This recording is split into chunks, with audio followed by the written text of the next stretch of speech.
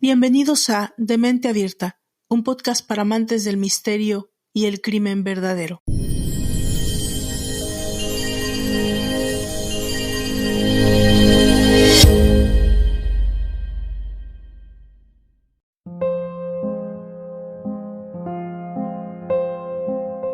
Varias mujeres han aceptado que alguna vez les ha gustado un bad boy, o incluso han tenido una relación con uno. Pero, ¿te imaginas que la maldad de ese chico malo sea de otro nivel y llegue a tal grado que tenga algún juicio en la cárcel por matar mujeres? Eso ya no suena tan divertido ni atractivo, pero sorprendentemente, algunas mujeres opinan lo contrario. Tal es el caso de las mujeres que han sentido una fuerte atracción por los criminales más despiadados de la historia. La atracción que sienten por los asesinos seriales es tanta que suelen escribirles cartas, visitarlos en prisión como si fueran fans y llegan a amarlos con locura. Esta inusual atracción tiene nombre y se llama enclitofilia. La enclitofilia es la atracción por los criminales o delincuentes famosos, especialmente quienes violentan y cometen crímenes contra las mujeres. Diferentes estudios han arrojado que esas mujeres creen que pueden cambiar a un asesino en serie y aseguran que lo que las atrae es descubrir el lado tierno del susodicho, además de que los romances en prisión, al no ser algo real, son un tipo de bloqueo para no tener algo verdadero y lindo como una pareja normal. Lo que resulta en que las mujeres atraídas por estos criminales suelen ser mujeres con disfunción familiar y psicológica.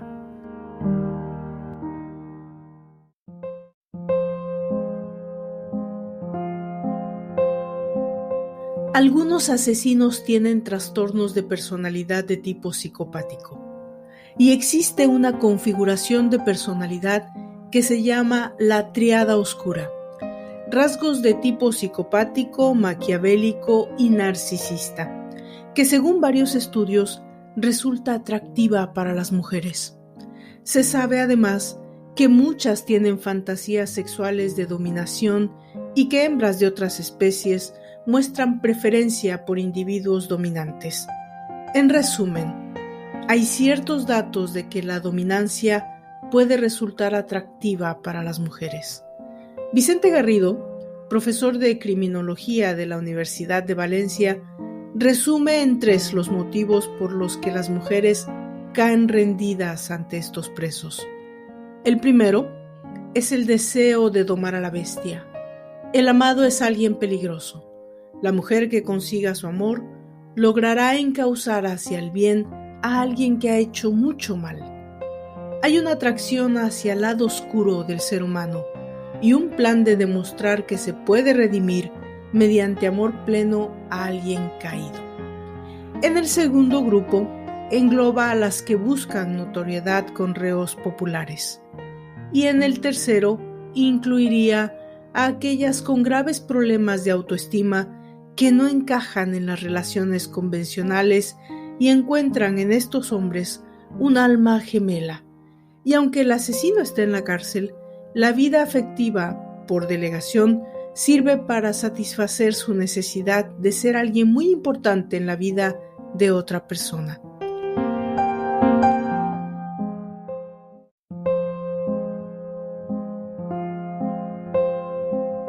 Este estudio añade que en el primer y tercer grupo puede que la mujer genere creencias erróneas con las que justifica su amor.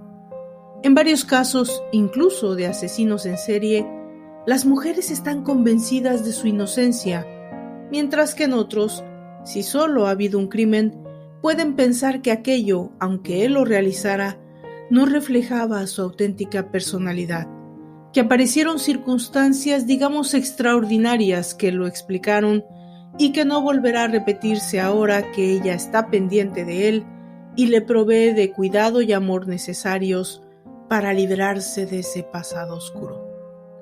El personaje del que esta semana nos ocuparemos llegó a tener clubs de fans en todo Estados Unidos e inclusive alrededor del mundo.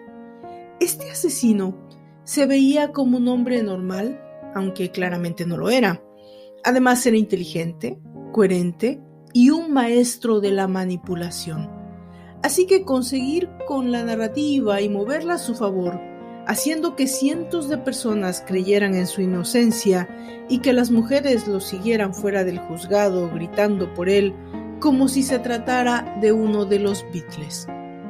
Años han pasado desde su muerte, pero el mundo sigue obsesionado con la historia del carismático y brillante asesino que se defendió a sí mismo en la corte y que convirtió el caso en un circo mediático como nunca antes se había visto.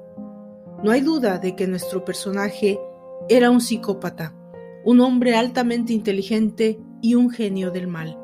Pero los psicólogos dicen que es mucho más complejo que eso. Así que pongámonos manos a la obra y contemos la historia de Theodore Bundy, el asesino de estudiantes.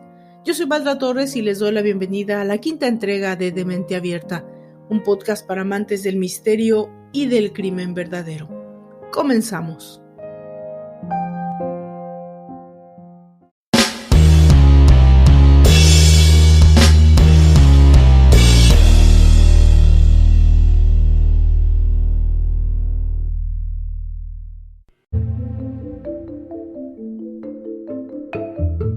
De 1974 a 1978, Ted Bundy recorrió varios estados del oeste americano, atacando a jóvenes estudiantes en sus propios dormitorios o raptándolas en lugares públicos. Todas sus víctimas correspondían al mismo patrón: jóvenes, morenas, esbeltas, peinadas con raya en medio, más que atractivas, estudiantes brillantes, las hijas ideales de cualquier familia de clase media. En los medios de la época, su forma de actuar se comparaba al ataque de un tiburón, que nada en una concurrida playa, acecha y se lleva a su víctima, desapareciendo sin dejar ningún rastro. Pero lo que verdaderamente despertó el terror entre sus compatriotas fue el contraste entre la fachada del atractivo estudiante de Derecho, joven promesa del Partido Republicano, y el monstruo que en realidad ocultaba en su interior. ¿Qué sucedió para que Ted Bundy matase salvajemente a las desgraciadas jóvenes que se cruzaron en su camino?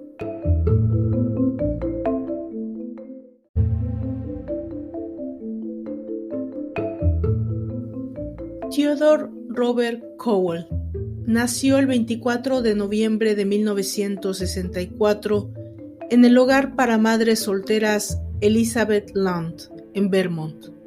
Su madre, Eleanor Lois Cowell, de 22 años, era una buena chica de una familia de clase media de Filadelfia.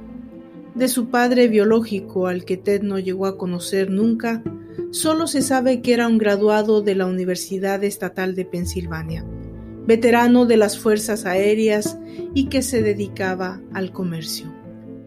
Para evitar que sobre la familia recayera el estigma de la ilegitimidad, los Cowell decidieron criar al pequeño Ted, haciéndole creer que ellos eran sus verdaderos padres y que su madre era su hermana.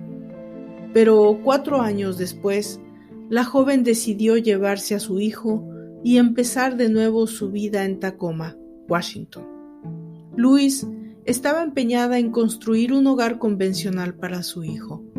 Tras un breve cortejo, se casó con el cocinero militar Johnny Bundy, quien adoptó a Ted. Aunque el nuevo padre intentó estrechar los lazos con el pequeño, no lo consiguió nunca, y este se consideró siempre un Cowell antes que un Bundy, pese a llevar, a partir de entonces, dicho apellido. En su época de instituto, su timidez, inseguridad e incomodidad en la interacción social hicieron que, aun tratándose de un chico atractivo, fuese objeto de las burlas de sus compañeros. A primera vista reunía las cualidades para integrarse en el grupo de los populares de su escuela. Pero algo fallaba. De algún modo no encajaba. Fuera de clase, no lograba mantener los trabajos mucho tiempo y comenzó a tener problemas con la ley. Fue señalado por las autoridades de menores en varias ocasiones como sospechoso de intento de robos en casas o de automóviles. No obstante, no consta ningún registro que indique que las denuncias llegaran a prosperar. Se cree que fue por aquella época cuando uno de sus primos le descubrió a Bundy la verdad sobre su origen. Por eso, aunque la infancia y la adolescencia de Ted Bundy no fueron del todo anormales, sí que creció en un entorno de medias verdades y dudas. Para el criminólogo David Wilson, catedrático de Criminología y Derecho Penal en la Universidad de Birmingham, esa desconfianza provocaba que le costara tener vínculos duraderos con las personas que le habían mentido. Entonces, la universidad cambió su vida. En 1965, Bundy se matriculó en la Universidad de Puget Sound, en Tacoma. Un año más tarde, pasó a la Universidad de Washington, en Seattle, donde cursó un programa intensivo de chino, y allí comenzó su transformación. Su atractivo físico y la cuidada elegancia con la que empezó a vestirse contribuyeron a proporcionarle una imagen de éxito a la que no eran indiferentes quienes le conocían. Y fue en la residencia universitaria en la que se alojaba, McMahon Hall, donde Bundy conoció a la mujer de sus sueños, la chica que lo cambiaría todo. Era la primavera de 1967.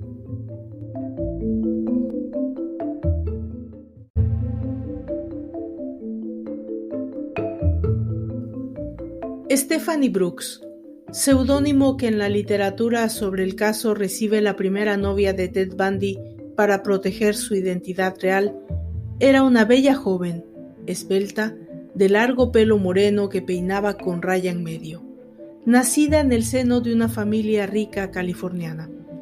El joven estudiante creía que Stephanie pertenecía a una clase social que hacía imposible que ella se fijase en él, pero la pasión de ambos por el esquí les permitió pasar tiempo juntos y que comenzaran una relación.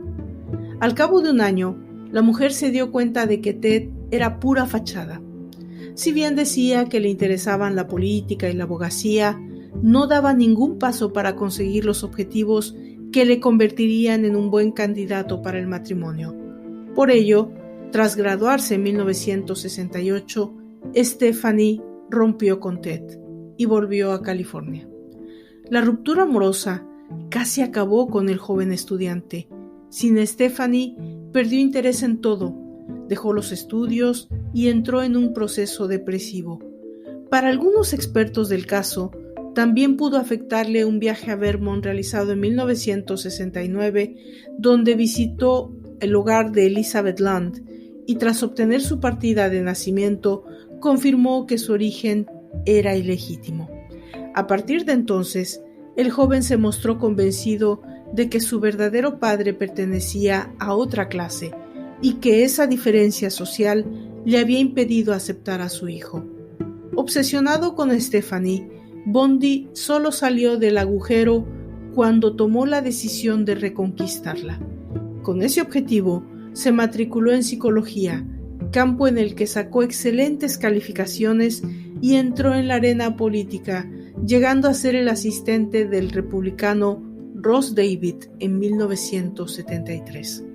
Durante esos años, también trabajó como voluntario en una línea de atención telefónica de prevención de suicidios.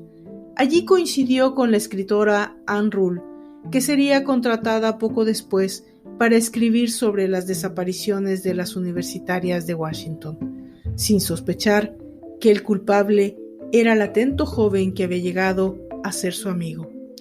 Esa experiencia quedaría relatada en su libro The Stranger Beside Me, The Classic Case of a Serial Murder. Ann Rule cuenta que en esas noches interminables en las que recibían llamadas desesperadas de auxilio, Ted Bundy contribuyó a salvar muchas vidas, lo que según sus propias palabras resulta algo irónico, teniendo en cuenta todas las que quitaría después. En 1973, Ted decidió que estaba preparado para volver a ver a Stephanie. La mujer esta vez se dejó seducir por el cambio operado en el joven y retomó la relación viajando a menudo desde California hasta Seattle. Lo que Stephanie Brooks no sabía era que Ted Bundy llevaba tiempo involucrado en otra relación sentimental con la joven divorciada y madre de una hija pequeña, Elizabeth Kendall, seudónimo bajo el cual se publicó su relato de la vida con Bundy, The Phantom Prince, My Life with Ted Bundy. A principios de 1974, el aplicado Bundy decidió estudiar Derecho, convencido que allí estaba la clave para su éxito, y se sintió preparado para pedirle matrimonio a Stephanie. La mujer aceptó, pero entonces él, de forma inesperada, cortó todo contacto con ella. Tras conseguir su objetivo de vengarse por haber sido rechazado, Ted debería haberse sentido satisfecho, y sin embargo, no fue así. Para Ann Rule, la experiencia humillante del rechazo de Stephanie en 1968 fue el catalizador de los impulsos homicidas de Bundy.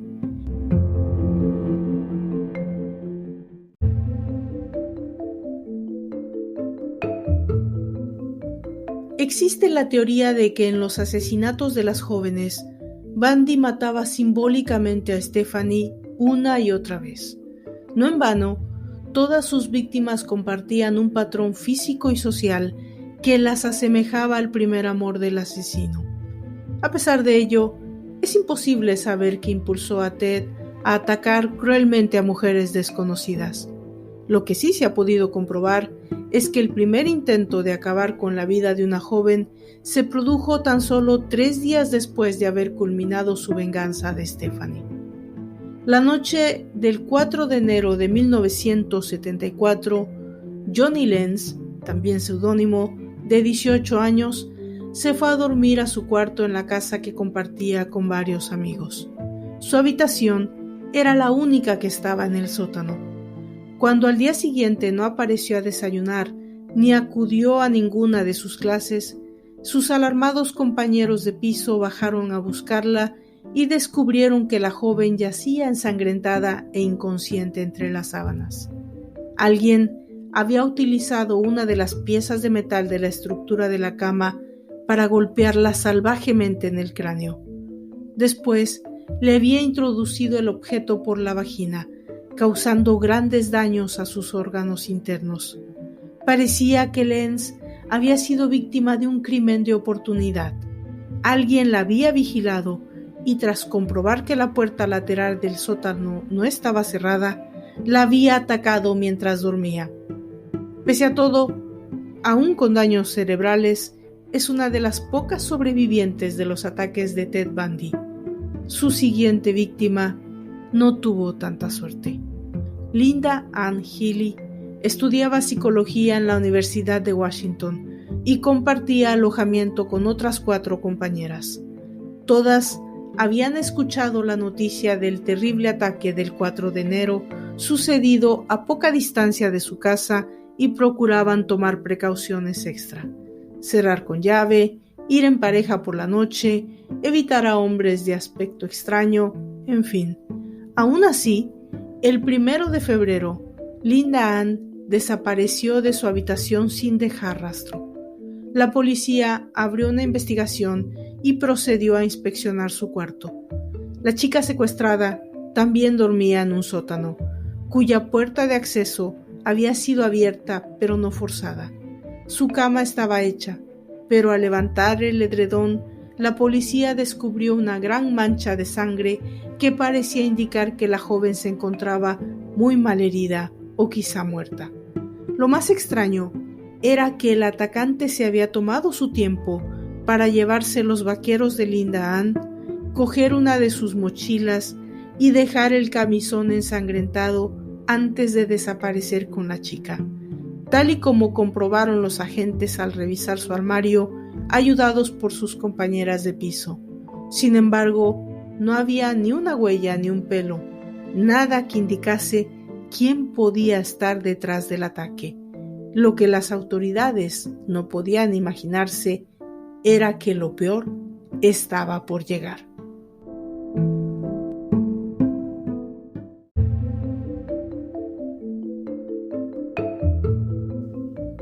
Durante la primavera y el verano de 1974, se produjo una sucesión de desapariciones en los ambientes universitarios de Washington y sus alrededores. Donna Manson, Susan Racourt, Roberta Kathleen Parks en el vecino Oregón, Brenda Ball y Georgian Hawkins desaparecieron una tras otra sin dejar rastro, mientras iban de camino o regresaban de los lugares donde vivían. Todas ellas, morenas de pelo largo, peinadas con raya en medio, recordaban a la chica de los sueños de Ted Bundy. Y no solo tenían en común su parecido físico, la mayoría habían desaparecido en lugares públicos y transitados, y todo indicaba que las víctimas se habían marchado de forma voluntaria con su secuestrador. Al darse cuenta de que existían similitudes entre unos casos y otros, la policía llegó a la conclusión de que se enfrentaban a un asesino en serie. Pero, ¿cómo conseguía el secuestrador convencer a sus víctimas para que se subieran a su coche o lo acompañasen andando a algún otro lugar? La respuesta se iba a conocer gracias a los dos siguientes secuestros. El sábado 14 de julio de 1974, el Parque Estatal del Lago de Sammamish se encontraba lleno de gente que escapaba del calor de Seattle. Ese fue el arriesgado escenario escogido por el secuestrador para volver a actuar. Varias mujeres contaron después a la policía que un hombre atractivo, moreno y con el brazo enyesado, se les había acercado sonriendo, pidiendo ayuda para montar una canoa en la parte trasera de su coche. Todas ellas se habían negado, bien porque el hombre les había producido una impresión extraña, bien porque estaban con amigos o familiares o no querían alejarse demasiado, pero esa decisión les salvó la vida. Hubo una testigo que sí aceptó prestar ayuda al joven. Caminó con él hasta su Volkswagen escarabajo de color beige y le extrañó que no hubiese ninguna canoa a la vista. Entonces, él explicó que la embarcación estaba en casa de sus padres, donde debía recogerla, y abrió la puerta del copiloto para que ella entrase en su coche. A la chica aquello le pareció extraño, de modo que puso una excusa y se marchó. A las 12:30, esa misma mujer vio a la estudiante de 23 años, Janice Ott, acompañar al educado joven hasta el coche. Janice había acudido sola al parque para tomar el sol. Varios testigos vieron al hombre enyesado del brazo acercarse y hablar con ella. Incluso llegaron a escuchar el nombre con el que se presentó, Ted, a los pocos minutos. La chica se levantó y cogió su bicicleta para acompañar al desconocido. Y a las 16:30 se produjo otra desaparición que en este caso no pasó desapercibida. Denise Naslund estaba en el parque acompañada por su novio y otra pareja. Fue al servicio y no regresó nunca. Dado que había dejado atrás su bolso con las llaves del coche, era imposible pensar que se hubiera podido marchar voluntariamente. También en este caso, varios testigos situaron a este atractivo joven enyesado en la zona cercana a los baños, pidiendo ayuda con su canoa. El capitán Herb Swinder de la policía de Seattle ordenó un despliegue de agentes nunca visto hasta el momento. Se interrogó a cientos de personas, pero no se encontró rastro alguno de las chicas. Esta vez, Bundy había secuestrado a 2 mujeres jóvenes en el mismo lugar lleno de gente, con tan solo 4 horas de diferencia y a plena luz.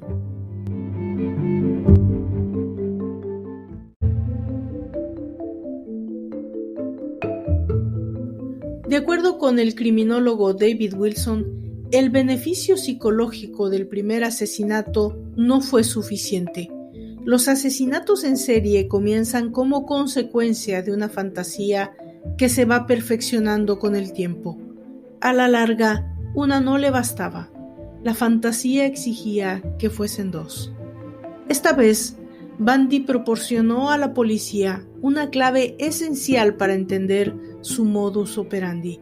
Se habían preguntado cómo conseguía el secuestrador que sus víctimas lo percibiesen como alguien inofensivo, y ahora lo sabían.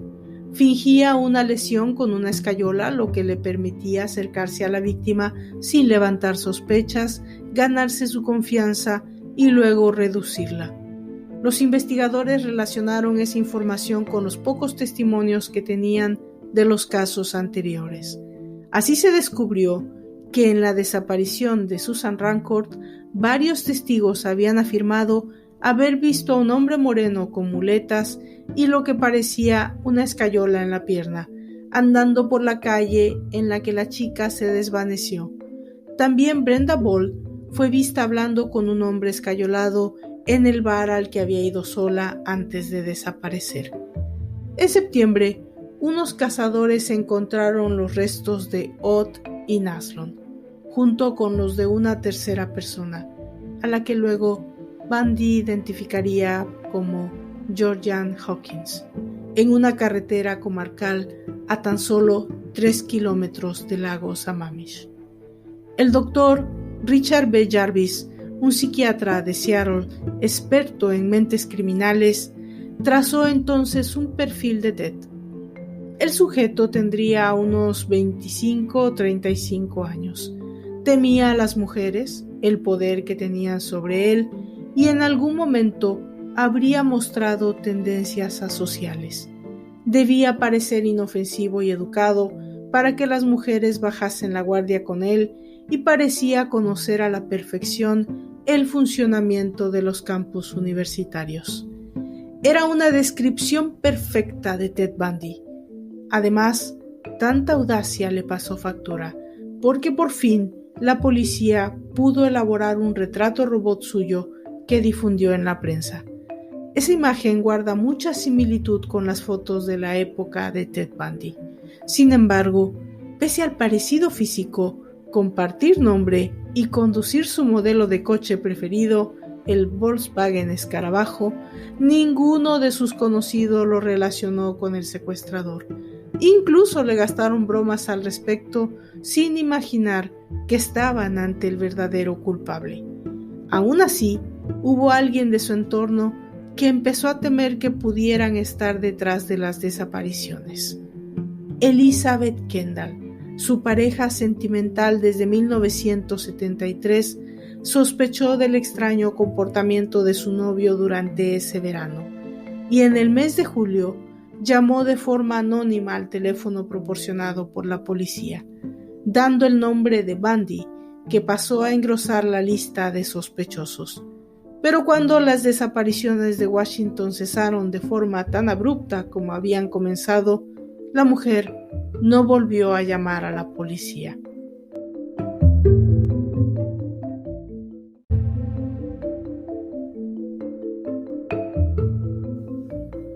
A mediados de septiembre de 1974, Bundy se trasladó a Salt Lake City para estudiar Derecho en la Universidad de Utah, donde había sido admitido gracias a las cartas de recomendación de sus profesores de psicología y del republicano Ross Davis. Enseguida comenzaron a desaparecer chicas en la ciudad y sus alrededores, de la misma forma que lo habían hecho antes en Washington.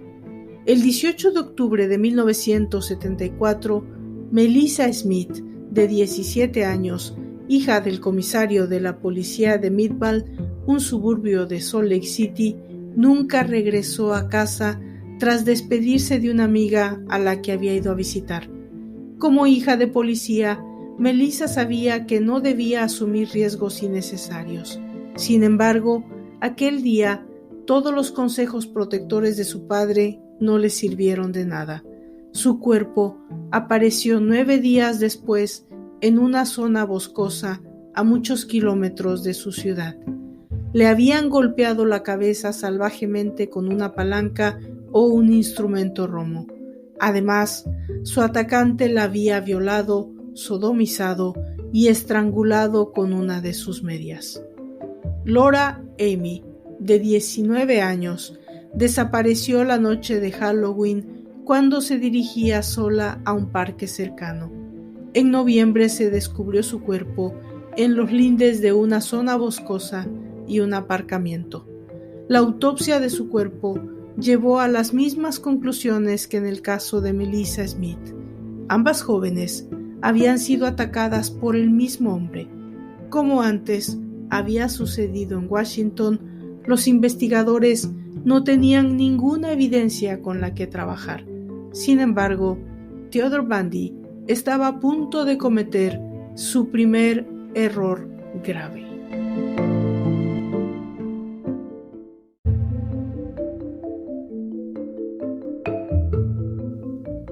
El 8 de noviembre de 1974, un hombre moreno se acercó a la joven Carol Darroch en un centro comercial. Tras decirle que alguien había abierto su coche, le pidió que le siguiera hasta el aparcamiento para que comprobara si le habían robado algo. Al examinar su vehículo, Carol vio que no faltaba nada y se dispuso a seguir con sus compras. Entonces el hombre, que se identificó como el agente Rosland del Departamento de Policía de Murray, la hizo entrar en su propio coche, un Volkswagen Escarabajo con pinta nada policial, con la excusa de que debía llevarla a la comisaría a poner la denuncia. Al sentarse junto al supuesto policía, ella percibió un intenso olor a alcohol y empezó a sospechar que no había sido buena idea aceptar acompañarle. En un momento en que el vehículo circulaba a menor velocidad, Carol intentó huir y el hombre le empezó a gritar y golpear mientras trataba de ponerle unas esposas. Como la chica consiguió salir del coche con las esposas agarradas a una sola de sus muñecas, el agresor se dispuso a golpearla con una barra de hierro. Pero Carol fue afortunada. No solo esquivó el golpe que iba dirigido a su cabeza, sino que fue capaz de darle una patada en la entrepierna y escapar corriendo. Poco más tarde, un matrimonio que circulaba por la zona la recogió en estado de shock y la llevó a la comisaría de policía de Murray, uno de los suburbios de Salt Lake City. La policía tenía por fin el testimonio de una víctima viva que podía actuar como testigo, siempre y cuando su atacante pudiese ser detenido, aunque por el momento éste seguía libre y sus ansias de matar no habían sido satisfechas. La noche que Carol Darroch consiguió escapar, otra joven desapareció para no volver a ser vista. Debbie Kent salió de su instituto en Beaumont High School, al que había acudido con sus padres para asistir a una representación musical. Con la intención de recoger después a su hermano en una bolera, no consiguió llegar hasta su coche. Sin embargo, los investigadores del caso de Debbie Kent sí que encontraron una pista. Una pequeña llave apareció en el suelo del aparcamiento en el que se había evaporado la chica. Sospechando que el agresor podía ser el mismo hombre que había intentado secuestrar a Carol Darroch, probaron e insertaron la llave en las esposas y comprobaron que se abrían. Por primera vez, había una evidencia que confirmaba que los casos estaban relacionados. Esto suponía también que había muy pocas posibilidades de que Debbie apareciera con vida.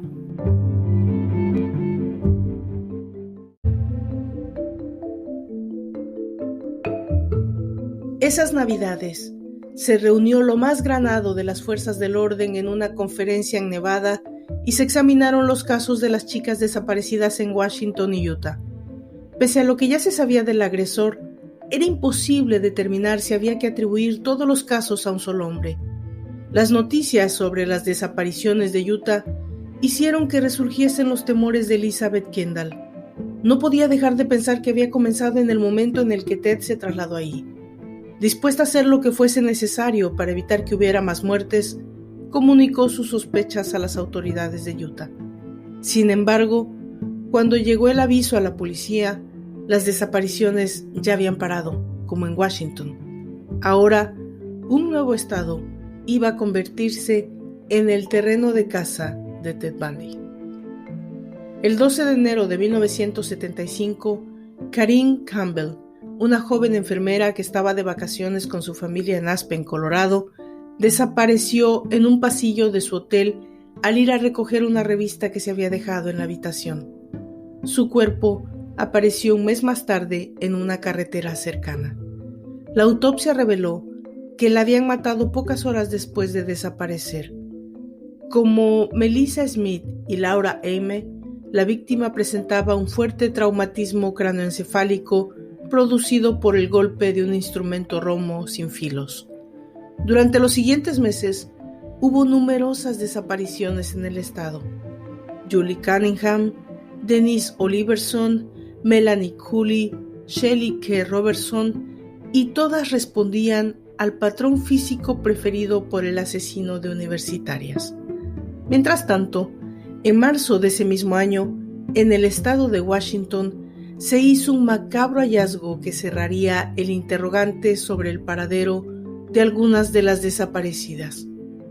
Unos estudiantes de ingeniería forestal que realizaban un trabajo de campo en la Taylor Mountain encontraron un cráneo humano. Pertenecía a Brenda Ball. Las autoridades rastrearon la zona y en locaciones muy próximas pudieron encontrar también los cráneos de Roberta Parks, Susan Rancourt y Linda Ann Healy. A diferencia de las víctimas del lago Sammamish, que habían sido encontradas relativamente cerca del lugar de su desaparición, los restos hallados habían viajado muchos kilómetros. Pero pese a la nueva información, se seguía sin conocer la identidad del asesino, aunque no por mucho tiempo.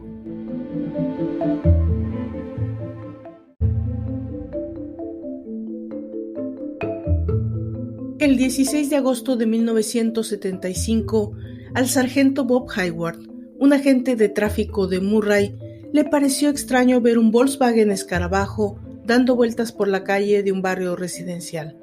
Procedió a darle el alto, pero el conductor aceleró y se dio a la fuga. Sin embargo, al comprobar que el coche patrulla le perseguía, acabó parando. Al policía le resultó raro que el coche no tuviese el asiento de atrás y le pidió al conductor, que se había identificado como Ted Bundy, que abriera el maletero.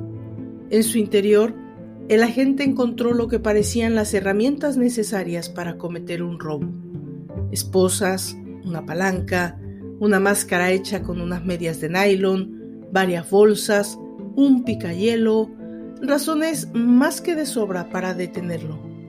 La noticia del arresto llegó a uno de los detectives encargados del caso de Carol Darronch, quien recordó que el secuestrador conducía el mismo tipo de coche. Además, el nombre de Ted Bundy era el que figuraba en el registro de las llamadas de una mujer de Seattle, Elizabeth Kendall, que afirmaba que su novio era el culpable de las desapariciones. Por fin parecía que la investigación se encaminaba en buena dirección. Inmediatamente se procedió a registrar el domicilio de Bundy en Salt Lake City. Allí se encontraron guías de viaje de las estaciones de esquí de Colorado, con el hotel del que desapareció Karine Campbell marcado, y un programa de la representación musical del Instituto de Debbie Kent. Todos los indicios apuntaban a que habían encontrado a su hombre, pero las pruebas que tenía la policía eran solo circunstanciales. Ninguna permitía vincularle directamente con las desapariciones o los asesinatos. Debían encontrar nuevas evidencias.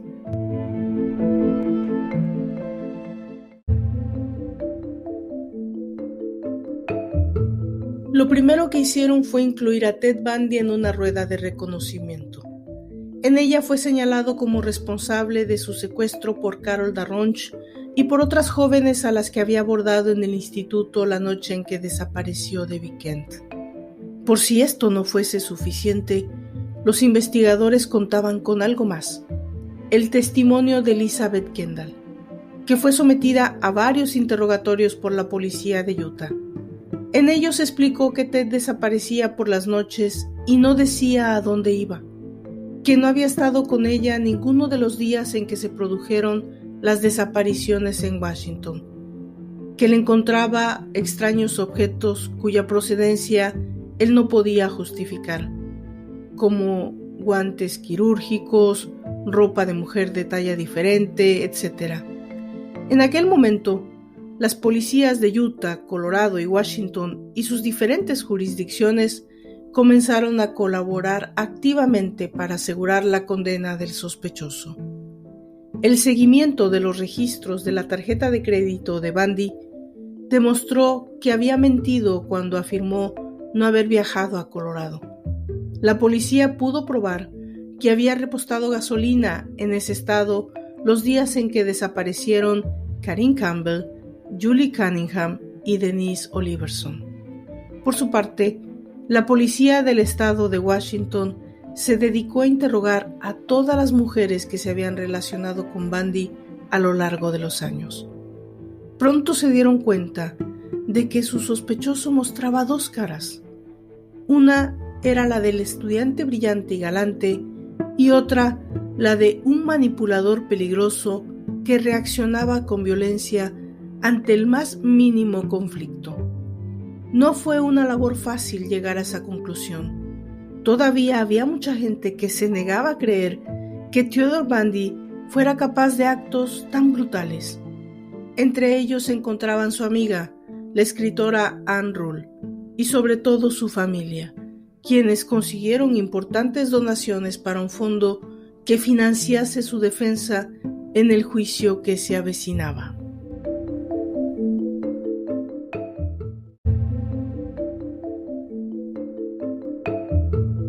El 23 de febrero de 1976 comenzó en Salt Lake City el juicio sin jurado por el intento de secuestro con violencia de Carol Darronch. La acusación solo contaba con la identificación de la testigo en una rueda de reconocimiento y el testimonio de Elizabeth Kendall. Bundy estaba convencido de que saldría libre. Creía poder demostrar que la policía había presionado a la chica, aún bajo el efecto de un trauma, para que le identificara. Además, según contó él mismo, tenía preparadas respuestas para todo el resto de interrogantes que había planteado su conducta. Y en el juicio dio buenas muestras de su inventiva cuando justificó que había huido de la gente que le dio el alto porque acababa de fumarse un porro de marihuana. Pese a ello, el juez Stuart Hanson lo encontró culpable y lo condenó a cumplir una pena de 1 a 15 años. Los familiares de Melissa Smith, Debbie Kent y Laura Aime, que no podían acusarle de la desaparición de sus hijas por falta de pruebas, habían acudido al juicio y recibieron con alegría la sentencia. Ted Bundy debía ingresar en prisión mientras esperaba que se celebrase el juicio por el asesinato de Karine Campbell. Pese a ser un agresor sexual, Bundy pronto se encontró en la prisión estatal de Utah como pez en el agua, convirtiéndose en el abogado de los demás internos que buscaban su consejo jurídico. Pero lo más sorprendente es que consiguió convencer a Elizabeth Kendall de que sus sospechas eran infundadas, y ambos reanudaron su relación como si nada hubiese pasado. Aunque el testimonio de la mujer había ayudado a condenarle, él la había perdonado.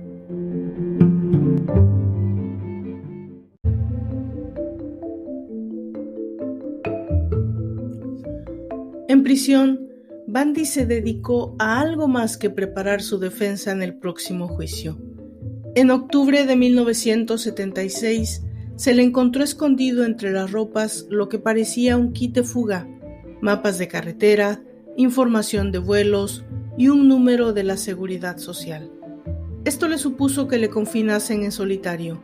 Sin embargo, enseguida recuperó la confianza de sus carceleros y volvió al régimen habitual. En junio de 1977, Bundy fue trasladado a Aspen para comenzar con el proceso por el asesinato de Karine Campbell. Su primera iniciativa fue solicitar al tribunal que le permitiese llevar su propia defensa, y el juez Lord aceptó. La acusación estaba convencida de que el caso de Colorado era mucho más sólido que el del intento de secuestro con violencia de Carol Darroch, por el que Bundy ya había sido condenado. La razón era que esta vez se encontraban con pruebas forenses. Habían encontrado en el Volkswagen de Bundy pelos microscópicamente idénticos a los de 3 de sus víctimas, entre ellas Karine Campbell. Además, creían poder demostrar que la depresión en el cráneo de la mujer asesinada se correspondía con la que dejaría el impacto de la palanca que requisaron a Bundy cuando lo detuvieron en Murray. Entretanto, Ted estaba, según la escritora Ann Rule, eufórico. Comenzó a inundar el juzgado de sus peticiones para preparar el caso y pidió una máquina de escribir, una mesa de despacho y ayuda del laboratorio forense. Como había alegado que lo necesitaba para trabajar en su defensa, se le concedió todo, aunque lo que resultó más útil fue que se le permitiera acceder a la biblioteca legal de Aspen. La mañana del 7 de junio de 1977, Ted aprovechó un receso en el procedimiento para solicitar una visita a la biblioteca del edificio. El agente encargado de su vigilancia esa mañana era nuevo en el puesto y no conocía al preso. Por eso, cuando éste desapareció de su vista tras una pila de libros, se limitó a quedarse donde estaba, en la puerta de la sala. Ted se acercó a la ventana, saltó a la calle y desapareció entre la gente. Las fuerzas del orden, abochornadas por haber dejado que el recluso se les escapase delante de sus narices, dedicaron todos sus recursos a darle caza.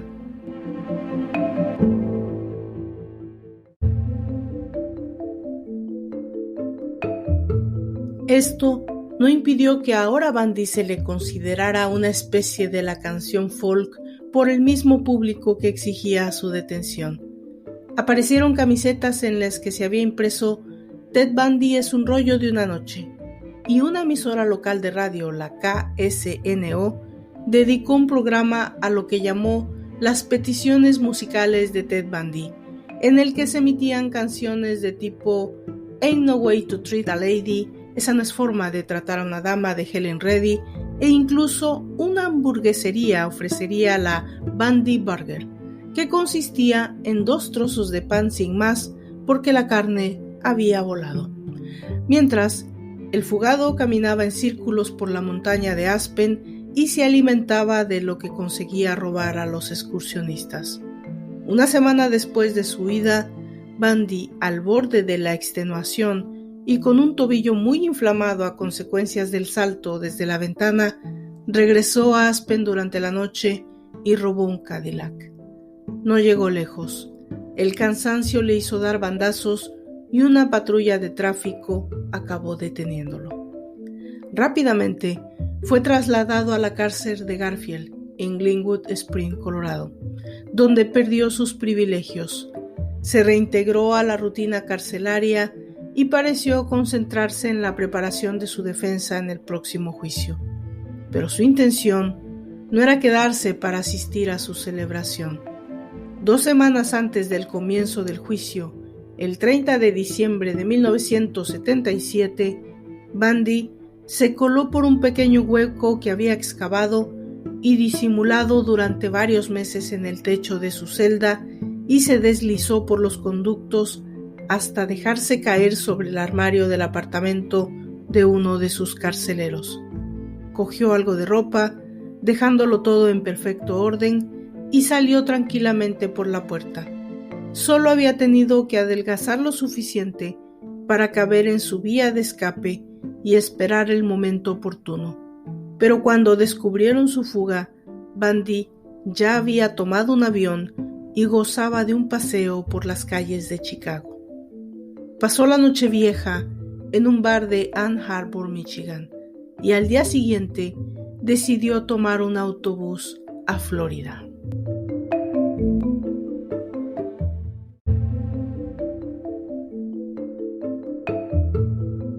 El 8 de enero de 1978, Bundy llegó a Tallahassee, en Florida, y usando el nombre de Chris Hagen, alquiló una habitación en un albergue del campus de la Universidad del Estado. Era libre, pero andaba muy corto de efectivo, y lo que para él era más importante, en su nueva vida era un don nadie. Según el criminólogo David Wilson, a los asesinos en serie les encanta ser el centro de la tragedia que ocurre a su alrededor. Bundy, al trasladarse a Florida, perdió el estatus que tenía, el que podía seguir indirectamente en la prensa o en las televisiones locales. Debía hacer algo para recuperar la atención que necesitaba, para demostrar el horripilante poder que tenía sobre la cultura que aborrecía. De ahí que tan solo una semana de haber llegado a Tallahassee, Bundy volvería a atacar. La madrugada del 15 de enero de 1978, la estudiante Nita Neary regresaba al edificio de la hermandad Chi Omega, cuando en la planta baja casi tropezó con un hombre que salía de allí apresuradamente. Llevaba una gorra en la cabeza y lo que parecía un palo entre las manos.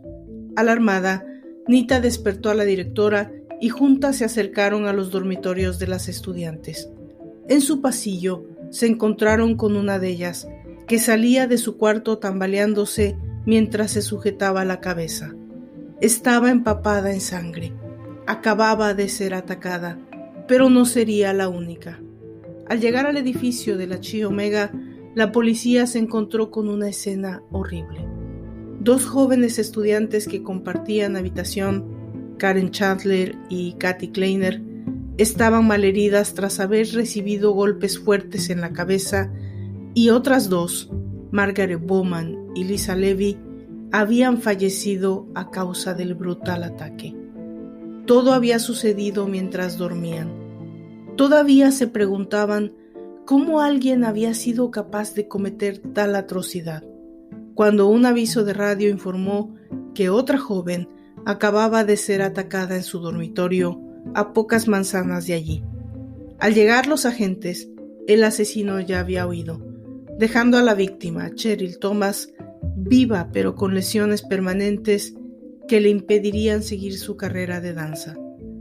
Los investigadores de Florida concluyeron de inmediato que se trataba de un experto depredador que había planeado los ataques con minuciosidad casi militar y que dejaba pocas pistas para seguir su rastro. El nombre de Ted Bundy era completamente desconocido para ellos, aunque no seguiría haciéndolo por mucho tiempo. El 8 de febrero, a la salida de un centro comercial en Jacksonville, a 250 kilómetros de Tallahassee, Bundy trató de secuestrar a la adolescente Lisa Parmenter. Como luego explicó ella misma, el hombre que se le acercó presentándose como Richard Burton del departamento de bomberos conducía una destartalada furgoneta Dodge blanca, pero la oportuna llegada del hermano mayor de la chica impidió el secuestro. Además, Lisa y su hermano, hijos de policía, sospecharon del desconocido y apuntaron la matrícula de su vehículo. El padre de los chicos comprobó posteriormente que se trataba de una furgoneta robada y dio la alarma. Por desgracia, su aviso no llegó a tiempo para salvar a la siguiente víctima de Bundy.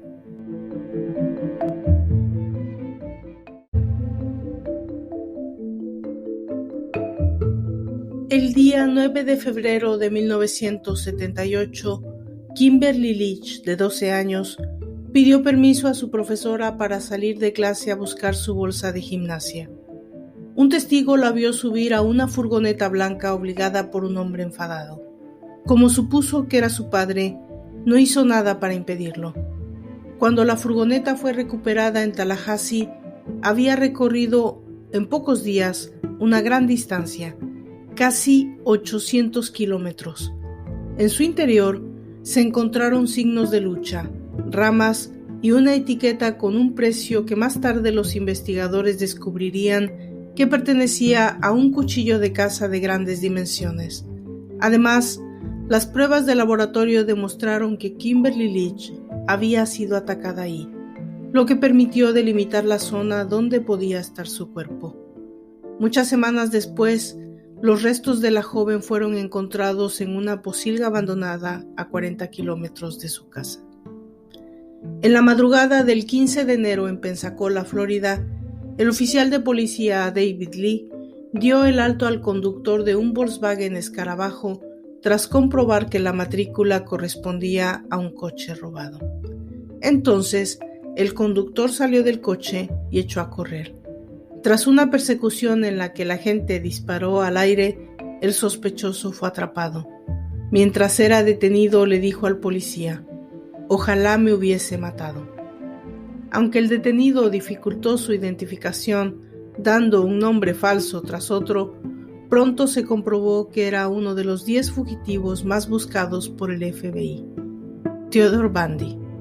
Y lo que era más importante, también era el responsable de los crímenes de Florida.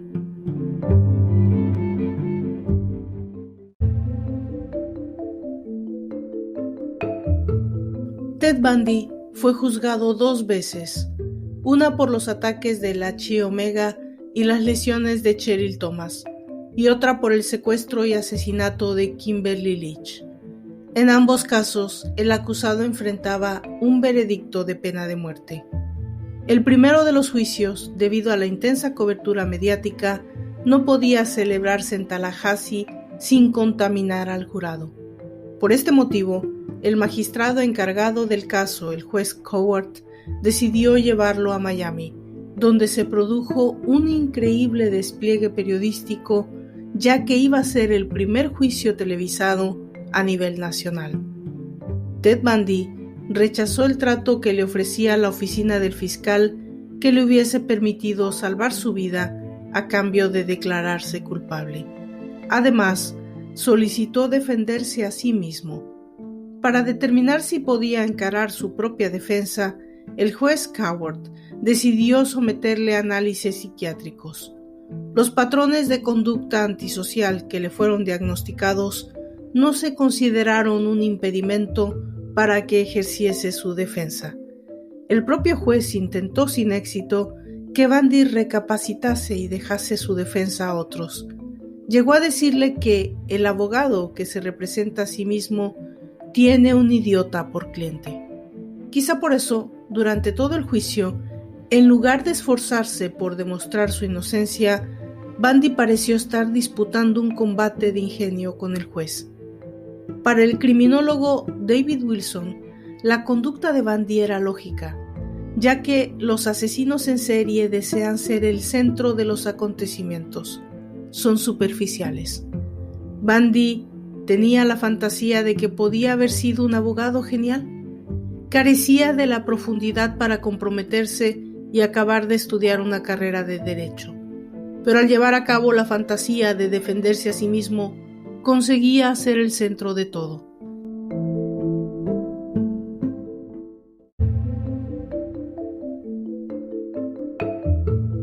A Bundy le fue bien durante la primera fase del juicio. Su primer logro fue conseguir que no se admitiesen como evidencias las herramientas encontradas en su arresto en Utah. Además, la acusación tampoco pudo utilizar las conversaciones grabadas durante un interrogatorio en las que admitía tener fantasías que a veces gobernaban su conducta. Solo quedaban la identificación de la testigo de la Chi Omega, Nita Niere, que le había visto salir del edificio con un palo en las manos, y la marca de los dientes que había dejado sobre el cuerpo de una de las asesinadas, Lisa Levy. Fue en esta última prueba la que aseguró la condena de Bundy. A efectos de identificación, la marca que deja la dentadura es casi tan exacta como una huella dactilar. Por ello, el testimonio de los dentistas forenses, los doctores Richard Souviron y Lowell Levine, anuló cualquier duda razonable sobre la autoría de los ataques. El mordisco en el glúteo izquierdo de Lisa Levy encajaba a la perfección en la dentadura del acusado. Además, Bundy cometió otro error al interrogar él mismo a las supervivientes. Al hacerlo, dañó su imagen frente al jurado, que lo vio indiferente a la vulnerabilidad que transmitían sus víctimas mientras relataban sus ataques. Tras menos de 7 horas de deliberación, el 24 de julio de 1979, el acusado fue encontrado culpable de 2 asesinatos, 3 intentos de homicidio en primer grado y 2 de allanamiento de morada. El juez le condenó a morir en la silla eléctrica.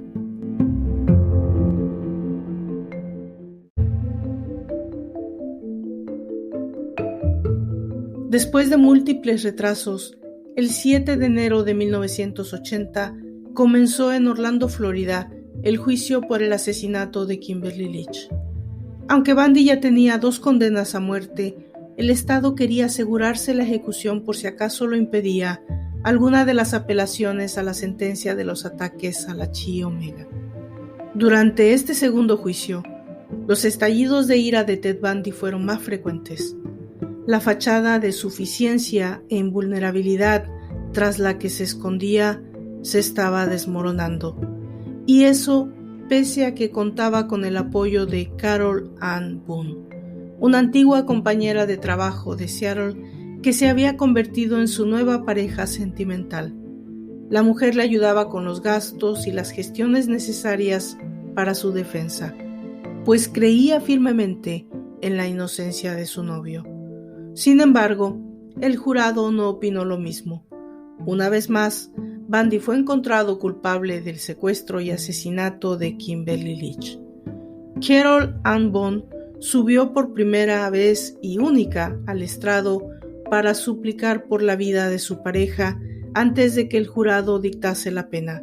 Entonces, aprovechando que una ley de Florida lo permitía, la pareja celebró su matrimonio ante la mirada atónita del juez y los miembros del jurado. ¿Romanticismo o la estrategia desesperada de Bundy para evitar una nueva condena a muerte? Cualquiera fuera la respuesta, la condena fue igualmente severa: morir en la silla eléctrica.